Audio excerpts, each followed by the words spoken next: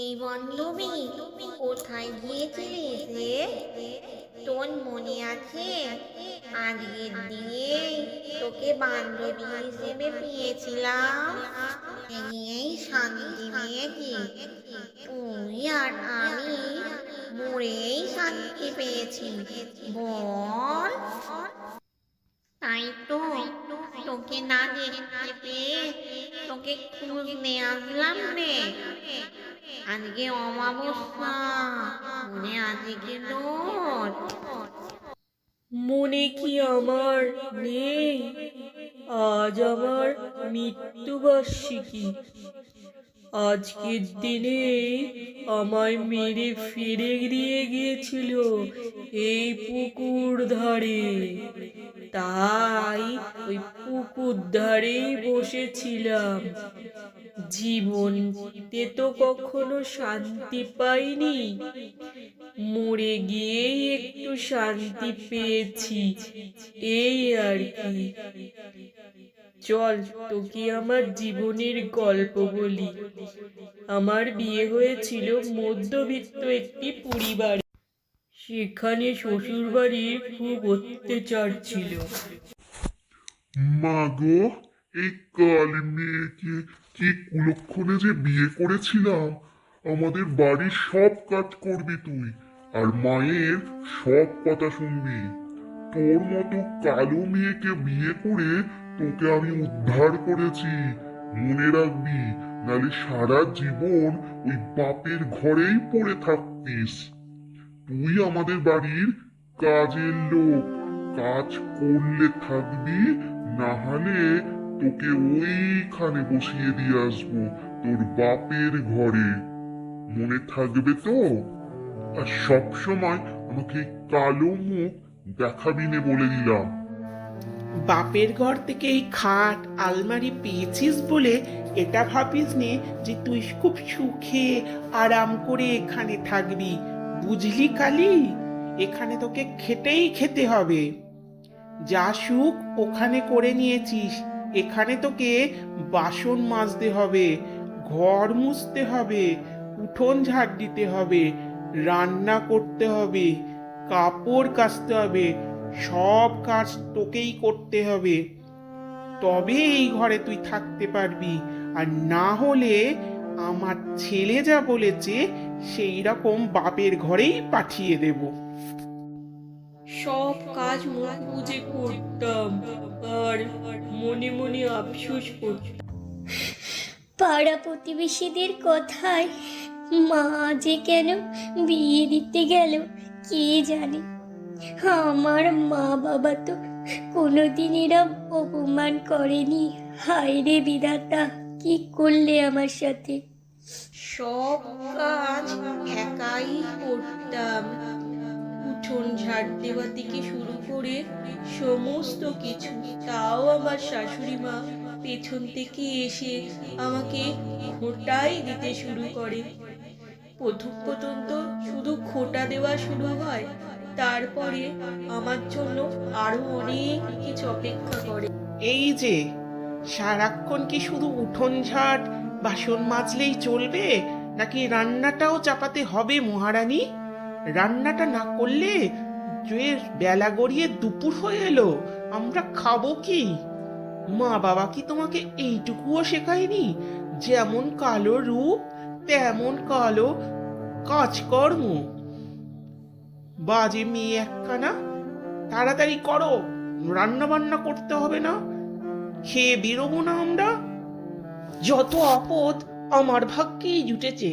একটা উঠোন ঝাঁট দিতেই বেলা গড়িয়ে দুপুর করে দিল রে। আমার কপালটাই খারাপ, আমার কপালটাই খারাপ। আমাকে দিয়ে 4-5 রকমের পদ রান্না করতো, তারপরেও তাদের শান্তি নেই। পেছন থেকে বকুনি দেওয়া আমার শাশুড়ি চাই চাই। কি বলবো, কি দুঃখের কথা। এরপরে এলো সেই অন্তিম দিন, যেদিনকে ওরা মা আর আমার স্বামী মিলে আমাকে মারতে মারতে প্রায় মেরেই ফেললো। যখন প্রায় অচেতন হয়ে যাচ্ছি, তখনও আমার শাশুড়ি বলে, যা যা বাবু, এই অপয়া কুলক্ষণে মেয়েটাকে বিদেয় করে দিয়ায়। এ বোধহয় মরে গেছে, ওই পুকুরে ফেলে দিয়ায়। তোর আমি একটা ফর্সা মেয়ের সঙ্গে বিয়ে দেবো, চিন্তা করিস নে বাবু, চিন্তে করিস নে।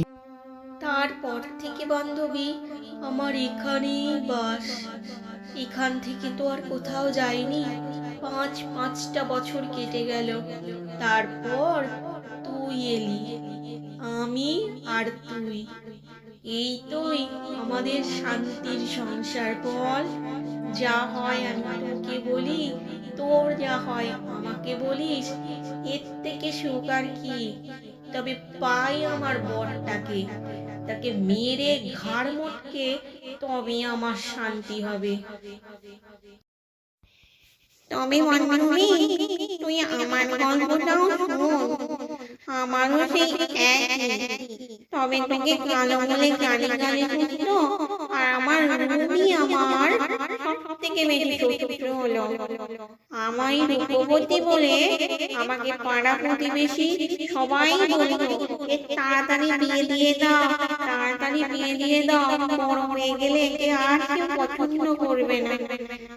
আর আমার বাবা মাও ছিল খুব গরিব, তাই একটা ঠিকঠাক থেকে বিয়ে দিয়ে দিল। কখনো কখনো যদি জানলার ধারে দাঁড়িয়ে থাকতাম, তখন আমার স্বামী এসে বলতো, এই, কাকে দেখছো তুমি এই জানলার দিকে তাকিয়ে তাকিয়ে? মেরে তোমার হাড়গোড় আমি ভেঙে দেবো। শোনো, তোমার বাবার কাছ থেকে 50,000 টাকা নিয়ে আসবে, আমার এক্ষুনি চাই। আমি ওইসব শুনতে পারবো না। তোমার বাবা গরিব, কোত্থেকে পাবে? বৌমা, বাবা তোমাকে বলে গেছে তো, সেই কথা মতোই কাজ করো, কেমন? এর অন্যথা যদি হয়, তোমাকেও আগেরটার মতো মেরে ওই পুকুরে ফেলে দিয়ে আসবো। এ বাড়িতে তোমাকেও আমি থাকতে দেবো না, ওটা মনে রেখো।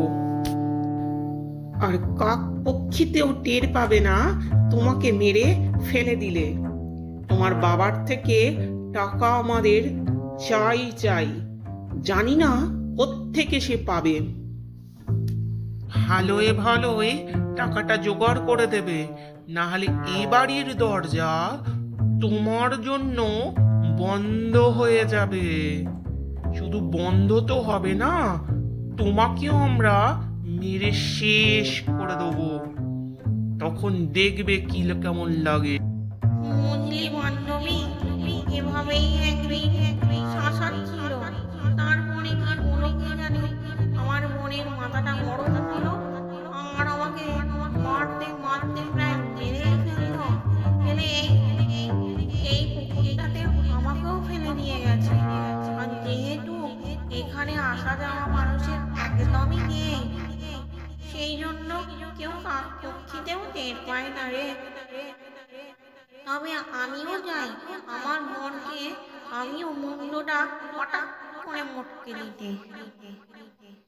যদি একবার হাতের কাছে তাকে পেতুম রে, কি যে করতুম না তাকে নিয়ে, কি বলবো, তবে আমাদের মুক্তি হতো।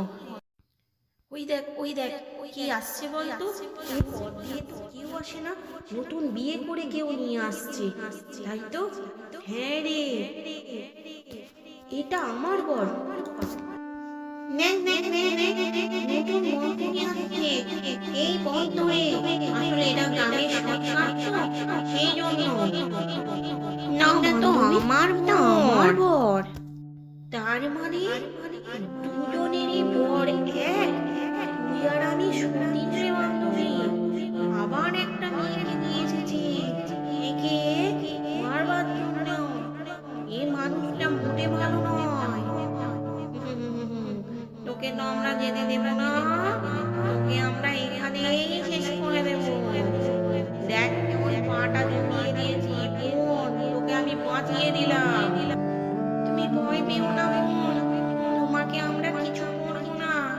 এই লোকটাকে আমরা ছাড়বো না, এ আমাদের ভালো করে বাঁচতে দেয়নি, তোমাকেও বাঁচতে দেবে না, তাই একে আর মুটকে দিলাম।